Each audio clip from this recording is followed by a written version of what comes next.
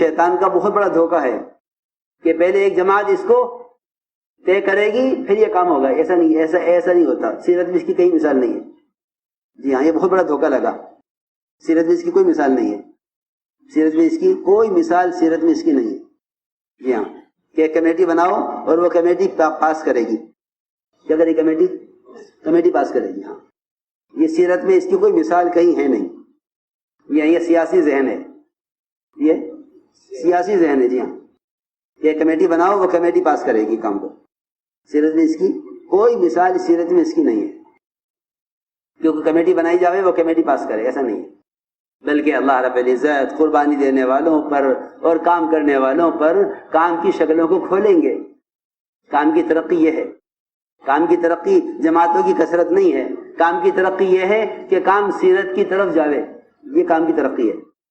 جی ہاں، باطل کی ہلاکت اس میں ہے کہ وہ قیامت کی طرف جاوے، اور دین کی ترقی اس میں ہے کہ یہ صحابہ کی طرف جاوے.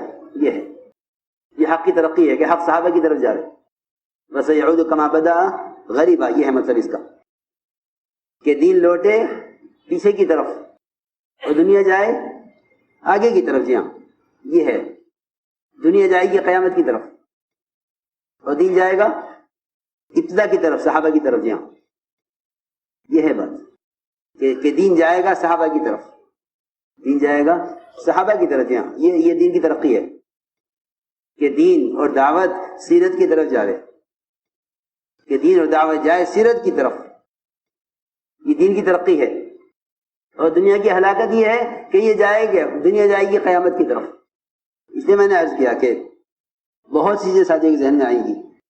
تو یہ نہیں کہ 4 آدمی کمیٹی بن کے طے کریں گے. یہ نہیں کہ ہمارا تو سارا ملک اور سارا عالم عملہ ہے. ہاں، اس کے ذہن میں جو بات آوے وہ لا کے رکھے کہ بھئی ہمارے ذہن میں یہ ہے. حضرت عمر کے مشورے میں نوجوان بھی ہوتے تھے. کون؟ نوجوان کم عمر، اور رائے دیتے تھے. اور بہت سے موقع ہیں ایسے کہ نوجوانوں کی رائے پر فیصلہ ہوا بڑوں کے ہوتے ہوئے.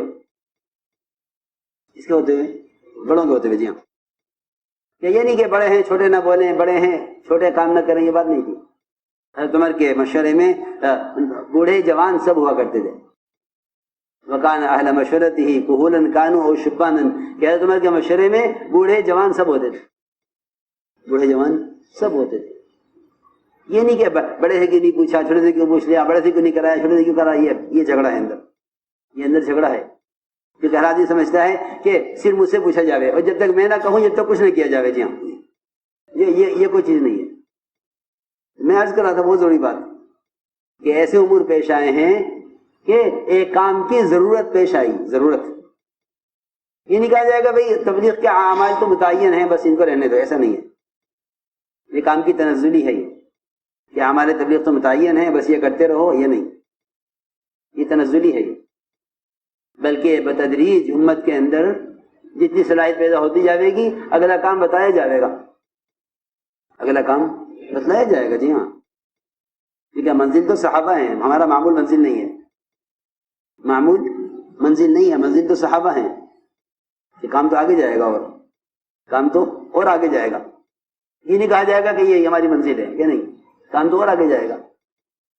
جو اعمال دعوت ہیں وہ اعمال صحابہ ہیں. ان پر امت کو لانا ہے. ان کو امت کو ان پر لانا ہے، اور وہ بتدریج آئے گی. وہ بتدریج آئے گی. یہ نہیں کہا جائے گا کہ اس کا کہ یہ نہیں کرنا. ہاں، یہ کہا جائے گا کہ کچھ لوگ میں اس طرح پیدا ہو گئے وہ یہ کریں تاکہ یہ ان کا عمل دوسروں کے لیے نمونہ بنے. یہ بھی ہوگا، یہ بھی ہوگا، ابتدائی کام بھی ہوگا، آگے کام بھی ہوگا. ہاں، یہ نہیں کہ یہ نہیں ہوگا، یہ ہوگا. یہ نہیں. بہت سے ایسے موقع ہیں کہ کام میں ایک چیز کی ضرورت پیش آئی تو ایک ذہن ہے اندر جو یہ کہتا ہے کہ یہ بات پہلے نہیں تھی تو اب کیوں ہوئی.